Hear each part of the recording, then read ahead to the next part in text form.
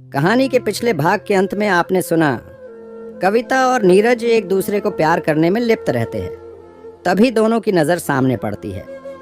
दोनों अवाक रह जाते हैं और संभल कर ठीक से चेयर में बैठकर उसकी ओर देखने लगते हैं। कहानी शुरू करने से पहले वीडियो को लाइक करें और हमारे चैनल को सब्सक्राइब करें। शुरू करते हैं आज की कहानी। उनके सामने धनराज की बड़ी लड़की रेखा खड़ी थी, जो घर के अंदर आ चुकी थी और इन दोनों के रास क्रीड़ा को देख रही थी, जिसकी आहट ना कविता को लगी और ना नीरज को। रेखा कुछ पल के लिए अंदर का नज़ारा देखकर घबरा जाती है और पीछे मुड़कर जाने लगती है। रेखा यह सब समझने लगी थी। वह 15 साल की लड़की है, जवान हो चुकी थी। उसकी मौसी को नीरज अंकल के साथ इस हाल में देखकर अच्छा नहीं लगता। उसके पसीने छूट जाते हैं, डर जाती है। कविता समझ जाती है रेखा ने दोनों को रंगे हाथों पकड़ लिया है। वह मन ही मन बहुत घबरा जाती है। उसका दिल जोर से धड़कने लगता है। वह सोच लेती है कि मेरी पोल पट्टी अब खुल चुकी है, इसलिए अब डर कर नहीं, हिम्मत से काम लेना होगा। कविता अपने आप को संभालते हुए खड़ी होकर कहती है, रेखा रुको, आओ अंदर आ जाओ।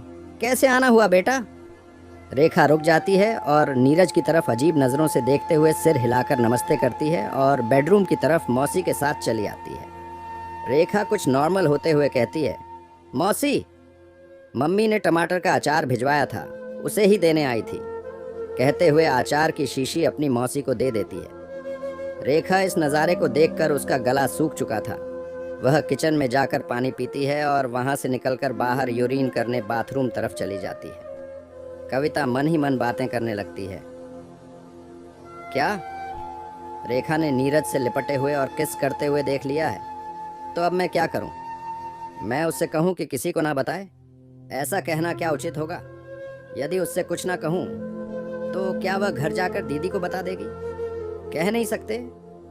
कविता का दिमाग काम नहीं कर रहा था। क्या किया जाए, क्या किया जाए, क्या किया जाए? यही बात मन में दोहराती रहती है।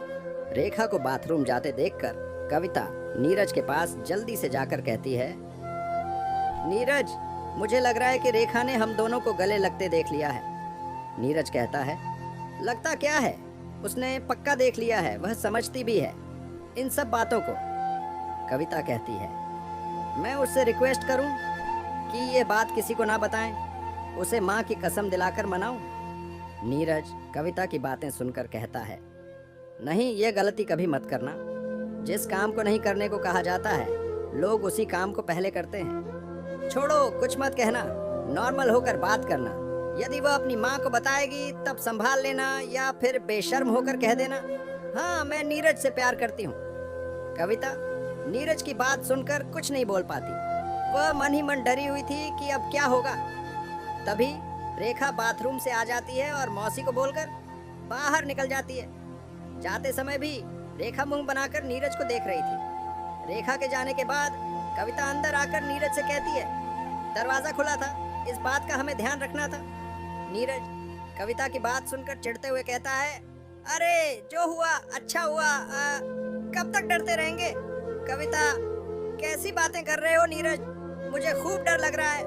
नीरज कहता है, अरे कुछ नहीं होगा, चिंता मत करो, ज्यादा हुआ तो हम बाहर कहीं मिल लिया करेंगे, ठीक है? कविता कुछ नहीं बोलती।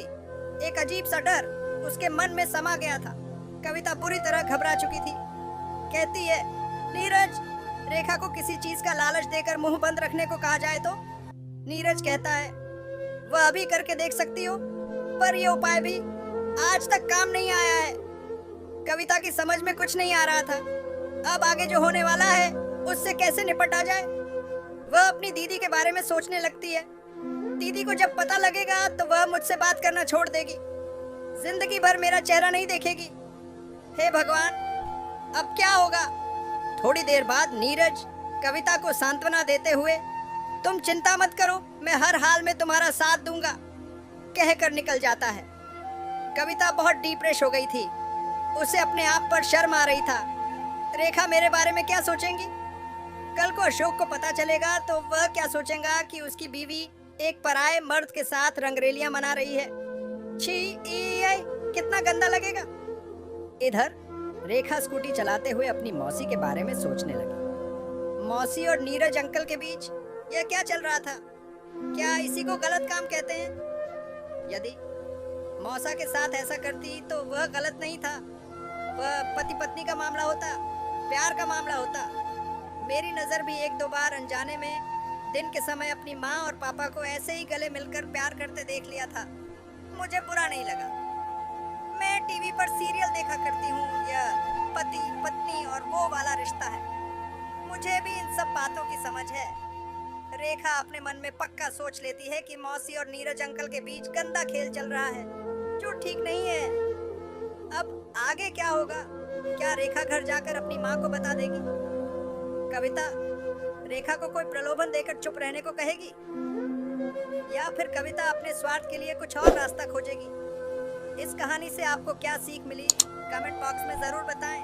और वीडियो पसंद आए तो वीडियो को लाइक करें और हमारे चैनल को सब्सक्राइब करके घंटा को जरूर दबाएं। धन्यवाद।